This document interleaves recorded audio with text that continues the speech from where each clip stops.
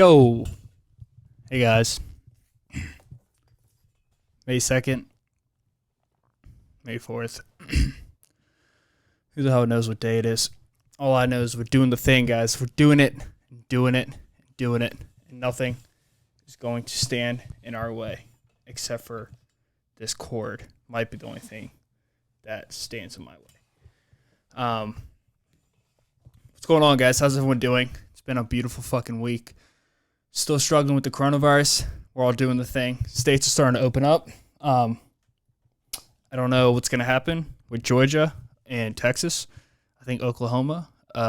Hopefully they're not just test subjects, and I hope it goes successfully. I don't need this anymore. I don't need this piece of paper anymore. But yeah, I hope you guys stay safe out there. This state is starting to open up. Maryland's going to start opening up here in a few weeks. Hopefully earlier than that. I think barbershops are already open, along with nail salons. I believe are also open. I could be totally wrong on that, so I wouldn't take what I have to say. What I have to say with facts. But speaking in the same vein, one second, let me fix this. Actually, let me just fix this real quick, guys.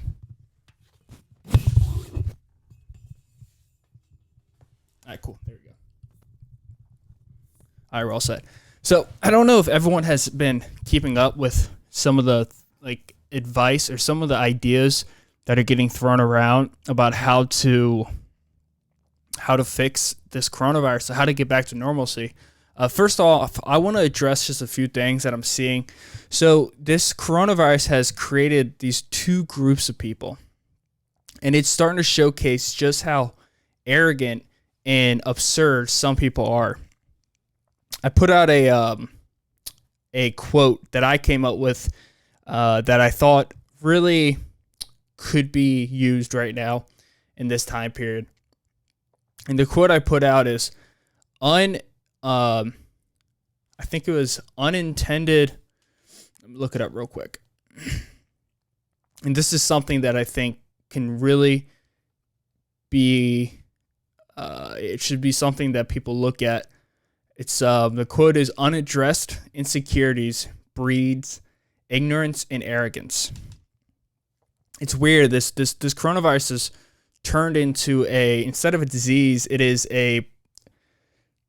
it's been a front runner and a symbol for different parts of the population. It's given a very strong reason for so many people to get so loud and so aggressive about things that are unrelated to the coronavirus. And it's a hard thing to really speak on because I think most things that are being taken for the coronavirus are positive. And it's so hard to speak upon things like this because since we did take action and since we did practice social distancing and since we did take every avenue to reduce the spread of coronavirus, it's impossible to predict what could have been.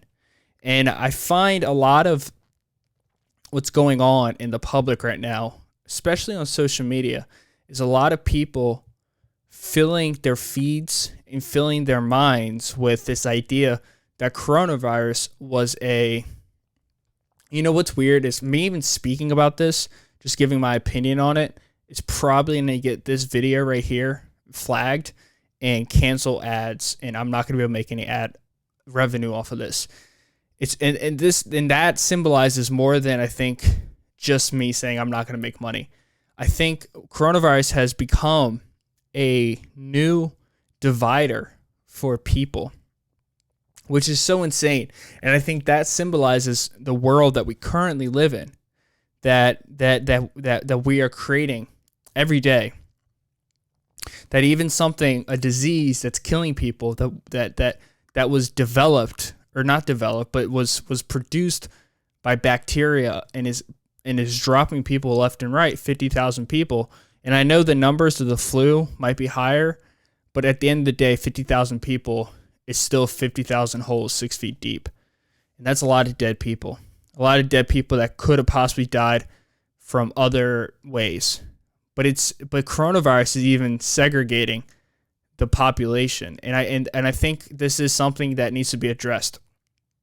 And I think there's something about debating with people and talking with people. I was driving back from Ocean City with my girlfriend, and she's very intelligent when it comes to the subject. We were talking about abortion, and we weren't sharing our personal opinions about it too much because I think we're pretty much on the same page. But I asked her I told her, I said, you would be an amazing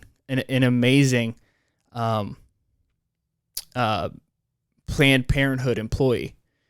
And she said, yeah, I would be. And I said, it just sucks that nowadays doing that, a lot of people would think you're doing like the devil's work. And that's my view on it. It's a great job. It's a job that needs to be taken care of.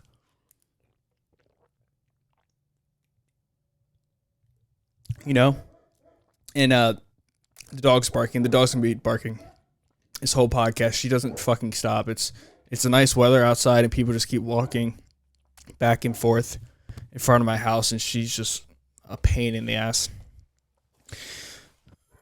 But you see these Planned Parenthoods, and the people that go into these things, these poor women, or poor, whatever the term we want to use, these are people who need help. People that they're making a decision. It's probably going to be the biggest decision of their life.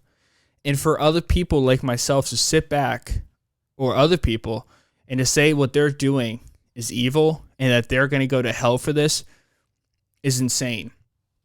Is outrageous. These poor people, they need comfort. And I don't really know. I think I'm just rambling here. But we've come to the stage where there's so many polarizing views on so many subjects. And I thought that coronavirus was going to escape that. I've said before that I think coronavirus could save humanity because it could possibly put us all back on the same level. But I don't think it's done that per se, because people are still making outrageous claims. Like, what's the one? You hear the one about the 5G network. It's absurd that it's even a thing, but it is a thing. People do talk about it. It has the light of day. People talk about this back and forth to each other. It's almost as bad as flat Earth. And I get it. I understand why people do it up to a point. I think there's a lot of attention seeking that a lot of people take whenever they do go about these discussions and make these outrageous claims that they are conspiracies and that they are developed by our country to control our population, to keep the population down, to control population, to get Trump out of office. And I think when people make these claims, I think what they're trying to do is really grasp onto the freedom of speech. But by making these claims, they're so outrageous and they become harmful to people. They become harmful to people, and the coronavirus is becoming another subject of conflict, which is insane because I don't understand how it could be. I understand that maybe staying closed too long, that's a better debate. And I completely get that. Is staying closed too long going to increase the ramifications and of the effects of staying closed too long economically? People abusing drugs, alcohol, becoming addicted, falling off the wagon, losing the sobriety, committing suicide, domestic violence, all these things that are outside of just the economy being shut down. And people worried about, again, their freedom, their amendments trampled on. Well, one of the things about having those freedoms is as long as they don't hurt other people, then they're completely acceptable. But it's not up to that point. It's hurting people. I don't know. I get sick to my stomach when I hear people saying "fuck the mask." I don't have to comply. I will not comply. It's sickening because there's people in the hospital right now struggling to survive because of your arrogant ass not complying. Why? Because it's so hard to put a mask on. It's so hard to wear protection when you go out in the public. It's like, it's disturbing. It's disturbing. And these are the people that are causing such conflict, and they make no sense. They have no intelligence. They ramble and ramble with no backing. They're researchers, they're scientists that they claim, but they're not. They're nothing. I don't know. I've seen it more and more lately, and it does make me sick to my stomach. And I do think it needs to be said that these people are not helping the They're not helping anything. They're not helping anything. With time, I do personally believe that things will ease up. The one thing I do worry about is this idea that's been thrown around of tracking, that there's a possible world ahead of us that is going to be permanently affected by coronavirus. I don't know if people have been keeping up, but if you guys watch the Amazon commercial about how Amazon is, which is hilarious, that Amazon is, getting us through this time, and they are. Amazon is doing that. I mean, I bought so many things on Amazon like nonstop. But there's a part in the commercial where somebody puts like a thermometer up to the employee's head, and if the thermometer, I was talking to my mother about this, she's aware of this too. If the thermometer reads less than 100.4, then you're okay to work. But if it's over 100.4, then it's not okay to work. And I saw that commercial, and I saw it like 4 or 5 times, and I didn't really think too much of it. And then I saw it like the 6th time, and I paused it, and I took a picture of it. I'm not going to show you guys because I'm not that advanced. But it's a thermometer they put up to an employee's head, and if it was over a certain temperature, they couldn't work.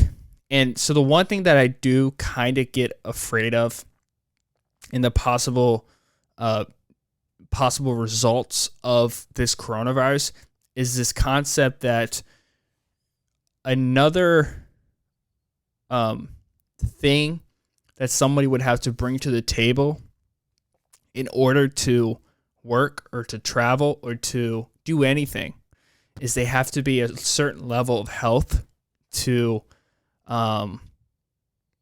get a position or to travel or to go to a restaurant or to go to a grocery store. And I've even heard let's just stick with that point. It's worrisome, and it's worrisome. Well, there's also, there's a blurred line with it. We've all been at school or we've all been at work when an employee or a schoolmate came into school or work and they were extremely sick and you could tell how sick they were. And in the back of your mind, you're like, stay home. Why did you come here? You're going to get all of us sick. And then on the other side, if someone has a minor cold, they come into work, their fever might be about 100. It might get up to 100 and 100.5 after they walk up steps, they walk to school, they walk to work. But they don't have the flu, but they're sick. That person, possibly in the near future, at least they're implementing this at Amazon, could be the future that we all live in. Where if you have a cold, and not even knowing you have a cold, just if you have a certain temperature, you can't take part in certain things in society. That scares the hell out of me. That scares the hell out of me for a few reasons, because I don't think your health on the level of having a cold should be the reason why you can't do something. Up to a point, if you have the flu, no one can force you to stay home, right? But you should stay home. If you have a cold, no one can force you to stay home, and you probably won't stay home, and you can think of that as selfish, but we've all done it. But if I try to go to a restaurant and before I can sit down, they pin my head to get my temperature, Now I can't do it. And then now you're dealing with this blurred line of freedoms. I have the right to go to the meal, to go eat, to go into work that day. That is my duty as an American citizen. As just a person, I should be allowed to do that. Well, who knows? That could be gone. That concept could be gone. That could be taken away from us because of this coronavirus. And that's something that is scary to see. I don't think that should be around. I think does trample on a lot of people's freedoms. Because what's next? You know, what comes up? What comes after that? Do we all get like a chip into our bodies? When we do it for dogs, I think there was 2 teenagers out in Switzerland who did it, where they put like a chip inside of their forearm to pay for things at work like that. They put like their credit card in the forearms. Does a chip that takes all our biomarkers become mandatory? You know, and it sounds crazy to say, and I don't know if a lot of people think about it. It sounds insane to even hear. And I know a lot of people are driving right now, walking or listening to this podcast, and they're hearing me say that, and it makes me sound crazy. And I understand how I sound. I listen to myself think all the time. But is it though? And it's this idea that once a society gives up a certain amount of freedoms, or they let the government put their freedoms on pause for a little bit to get over a crisis, do we ever get those freedoms back? You know, and I don't know. That's the one that I don't think that's a good idea. I just don't think our government's capable, or any government's capable, or any people are capable of obtaining that much power and being fair with it. I don't think it's something that should happen.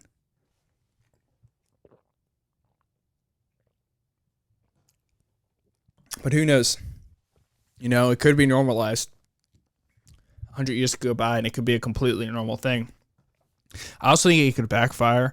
The reason why I think it can backfire is because if that does become the case and everybody that's in a public setting is healthy because they had their head checked for a fever, it could be what we think we could be doing is to be keeping people healthy. But what that could do in the long run is minimize or make everybody's immune systems weaker because you're not fighting off bacteria all the time. That in thousands of years, there could be a new pandemic that comes around. And since all of our generations after us have weakened immune systems because we aren't inflicted with sicknesses that could completely wipe out our population, you know? And that's the other side of it. But up front, it sounds good. Up front, it sounds good because you're keeping people healthy. But I don't know. It just doesn't seem like the best option. It seems dangerous. It seems too much power. I mean, people give up a lot of power. People give up data all the time, and I don't think they realize exactly what they're doing.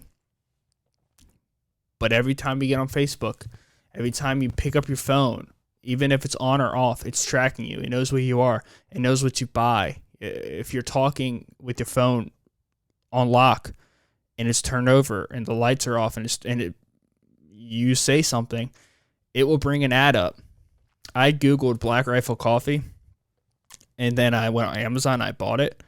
And then for the next 3 weeks, and this is no shade of Black Rifle Coffee, this is just the way the algorithms are set up.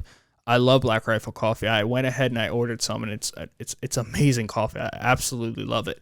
But I went ahead and ordered some, and for the next 3 weeks, all the ads on Facebook, YouTube especially, which is owned by Google, Instagram, owned by Facebook, all these ads were Black Rifle Coffee.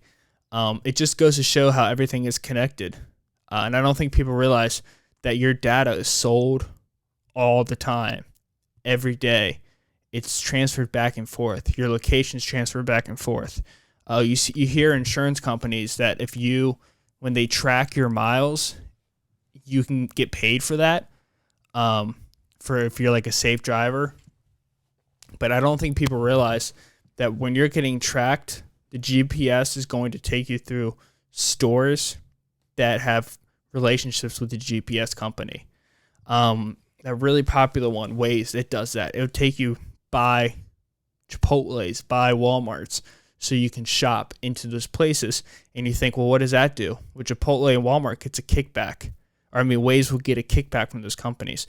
And it's been going on forever. Taxi drivers in New York City have been accused for doing that, where if a tourist comes in and you want to go, let's say, from the World Trade Center to Times Square, it would take you the longest way. The taxi driver would take you the longest way because they make more money for the longer you're in the car.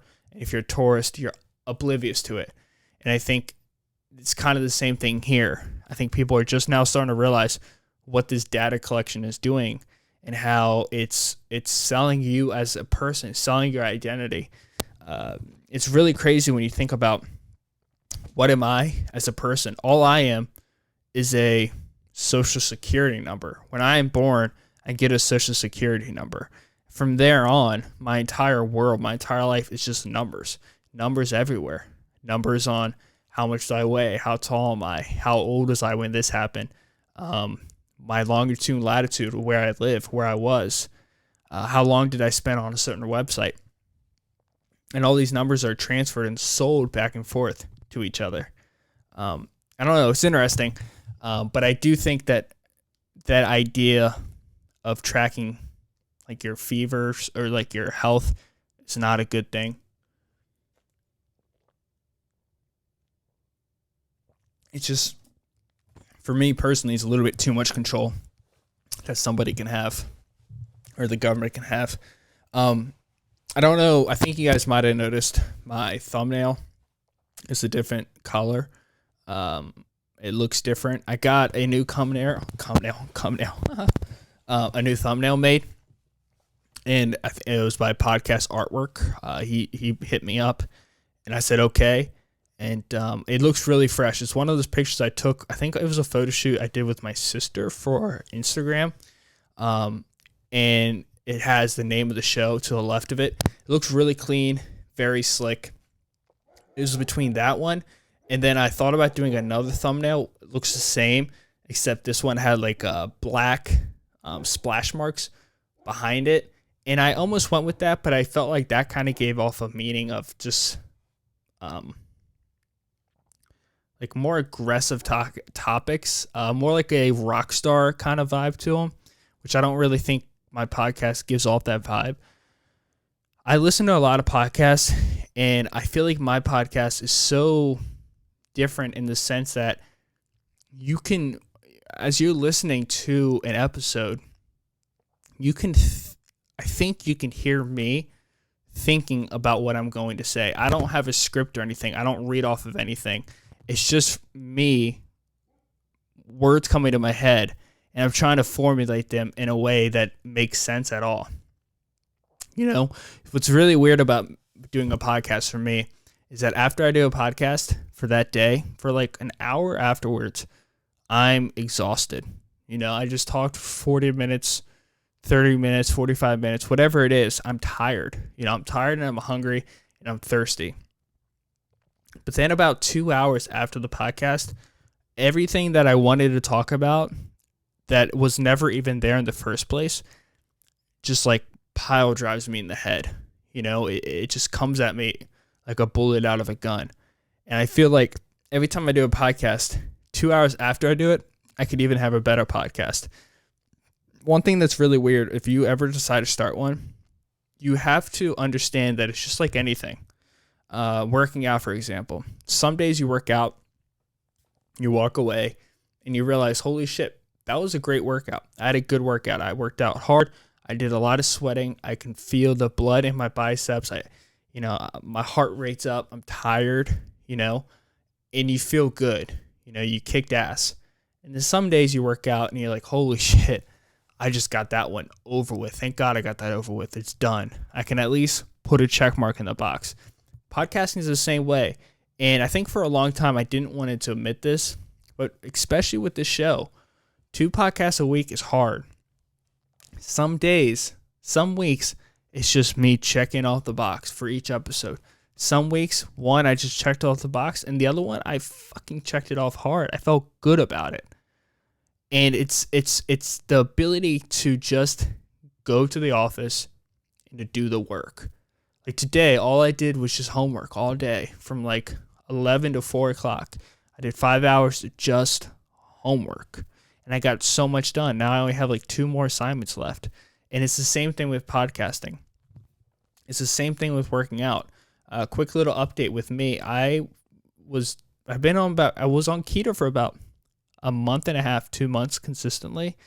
I started at about 217. I got all the way up to 220 at nighttime, but I got up to 217 in the morning. And I got down to 200.8.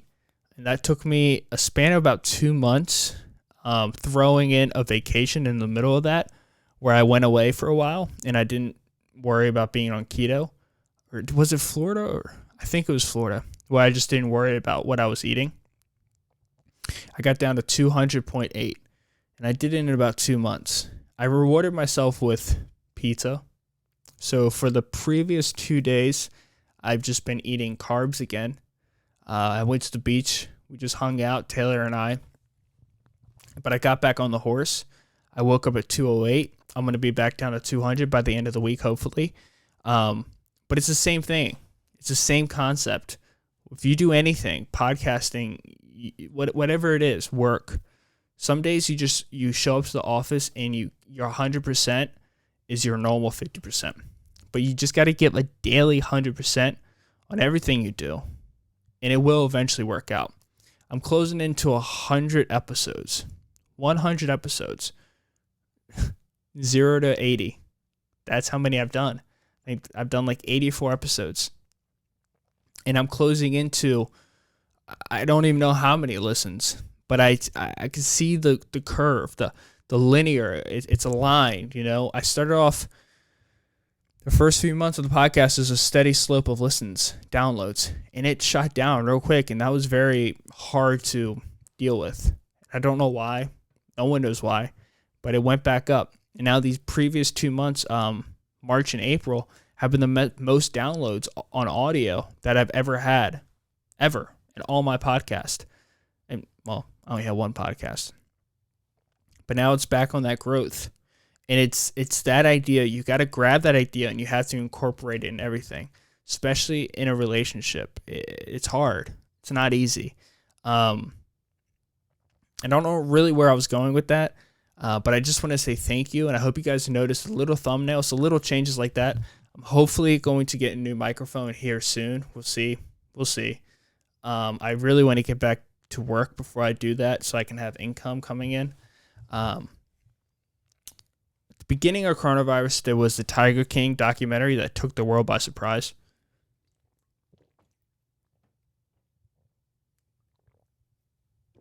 That was the perfect storm of just these methed out, crazy redneck criminals who have these huge fucking cats that they feed Walmart meat to. At a time where everything was getting locked down, Netflix was blowing up because everyone was using it. And it was just like this perfect storm. And everybody knew who Joe Exotic was. Carol Baskin was. People making shirts. People were capitalizing off of it financially. There's a few other shows that I think I just want to talk about real quick that are on Netflix. One of them is one that has been out for, I don't know, years. Orange is the New Black. If you guys are sitting at home and you're looking for something to watch, go ahead and give that TV series a try. I love it. I've heard of it. I think it's my cousin's favorite TV show, but it can definitely take up time. It's entertaining. It's a great TV show. I wouldn't recommend it watching it with younger audiences or your parents. Be a little weird, but I do think it's a great show to watch. Another one that I just want to get into a little bit, this is going to be a shorter podcast, probably less than 40 minutes, is how to fix a drug scandal. It's a documentary on Netflix. I haven't finished it yet, but I'm about 2 episodes into it, and I think there's only 3. But it takes these 2 lab scientists so every time a police officer pulls over somebody or has a drug bust, they have to prove that those drugs are what they say they are. And it sounds redundant, but the only way you do that is you take the drugs, you send it to a scientist, a chemist, and they test it and determining what the color is of the drug. It's cocaine or heroin or whatever. But it's a human doing this, and they do thousands a week, and they do hundreds a day. They're just testing a little bit of cocaine to see if it's cocaine, because in order to put someone in prison, there has to be evidence that it was what the police said it was at the time, at the location that day. So the scientist is the person who the state's pushing charges, but they proved that the state has found you guilty. So if there's any type of conflict with the scientist, then the whole case is thrown out. So How to Fix a Drug Scandal takes these two ladies, and I'm going to talk about just one of them. I don't want to give it away too much, but it took this one lady, and I forget her name, but she was tampering with the drugs.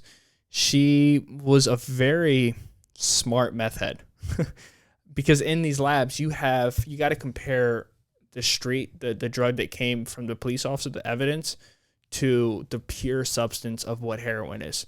So in these labs, they have pure heroin, they have pure cocaine, they have pure marijuana, PCP, whatever it is. They have the pure version of it, and they compare the evidence version to it.